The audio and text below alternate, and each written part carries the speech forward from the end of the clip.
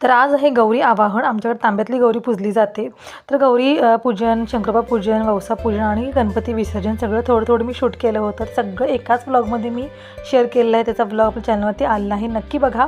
पण त्यापूर्वी गौरी घेताना श्रीने छान असं गौरीचं गाणं म्हटलं आहे, ते ऐका.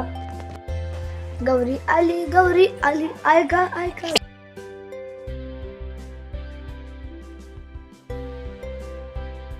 संपूर्ण घराला सुखशांती आणि समृद्धी लाभू दे म्हणून गौरीला संपूर्ण घरामध्ये फिरवलं जातं.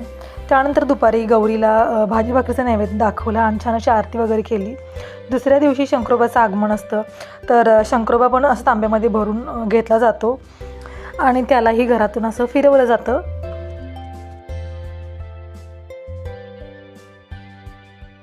काल सगळं दिवसभर गडबड आणि याच्यामध्ये धावपळीमध्ये गौरीचे पाय काढायचे राहून गेलं होतं. तर आज मी हळद आणि कुंकवाच्या पाण्याने गौरीचे पाय काढून घेतले. त्यानंतर दुपारी वौसा वगैरे पूजला आणि आज पुरणाचा नैवेद्य दाखवला जातो. तर पुरणाचं नैवेद्य वगैरे सगळं दाखवलं आणि आजचा दिवस छान असा पार पडला. आणि 6 दिवस कसे गेले कळालंसुद्धा नाही. आणि शेवटी तो दिवस आला जो प्रत्येकालाच नको असतो, तो म्हणजे गणपती विसर्जनाचा.